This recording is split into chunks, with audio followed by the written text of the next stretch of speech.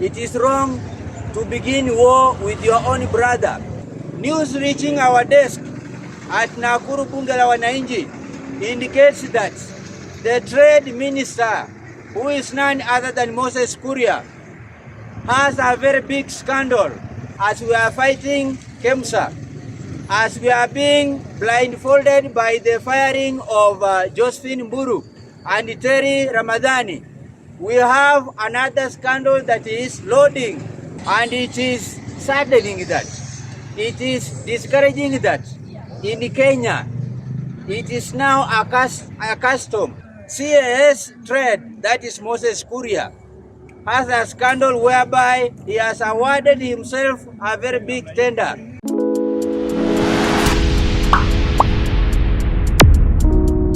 Bunge oye! Oye! Bunge oye tena! Oye! Good. Now, my names are Mr. Robert Makoha Wangoho. This morning, I'm a very happy man because of the gift of life. To start with, corruption is a thorn in our flesh for our country, Kenya. And it is saddening that, it is discouraging that in Kenya, it is now a custom that when the government gives you a job, it monitors you in the wrong way. The kind of monitoring that I'm talking about begins from the previous regime of one Bwana Uhuru Kenyatta. When we talk about the Ethics and Anti-Corruption Commission, we have had several people leading the commission. Let me begin with Eliud Wabukala. When Eliud Wabukala was given that commission, Uhuru regime actually monitored him in the wrong way. We are not saying that Uhuru's government did not have corrupt individuals. It had, because Wabukala never talked about corruption scandals in our country, Kenya. Today, we have seen Mr. David Oginde, the church bishop, being given the same docket.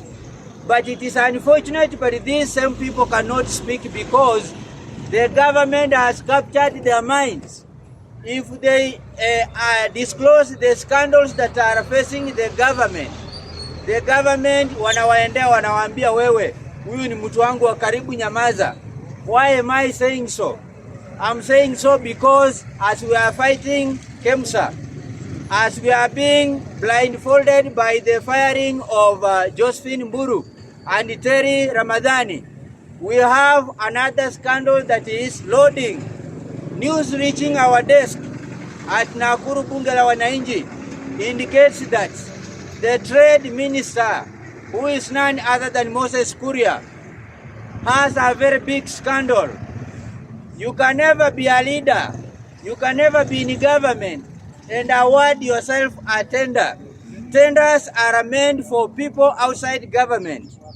This news indicates that CAS trade, that is Moses Kuria, has a scandal whereby he has awarded himself a very big tender. This tender is for the exportation of cows to a country known as Indonesia. And each cow is being purchased. Excuse me, please. Let's have some order. I'm saying that Moses Kuria has a scandal as we are talking this morning. The scandal in question is that this man is buying cows in Kenya to export them to a nation called Indonesia. And it is speculated that, it is said that the cows are being purchased from Kenya Kwanza counterparts from the Rift Valley region as well as Kajiado region. And one cow is going at 80,000 shillings. And when it reaches Indonesia market, the one cow is going at 300,000. And it is said that Indonesian government is in need of 700,000 cows.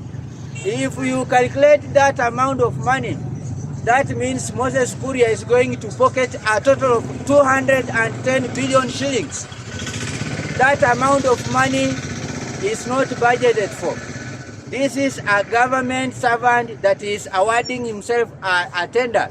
Now, how are you going to account for this money that is using to purchase the animals? And who is supposed to be awarded the tender?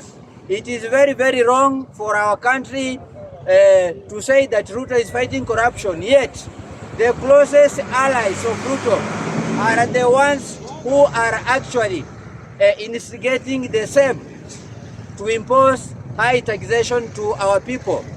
Therefore, once you are done with the KEMSA, Mr. President, if you are genuine in the fight for corruption in our country, the next department should be that one of trade. And that person who should be held responsible, that person who should be grilled, should be one Moses Kuria. Another issue that I'm also addressing in short is about our own house. You will never win a game if you have misunderstanding within your team. Right now, our key mandate is to fight for the reduction of the high cost of living.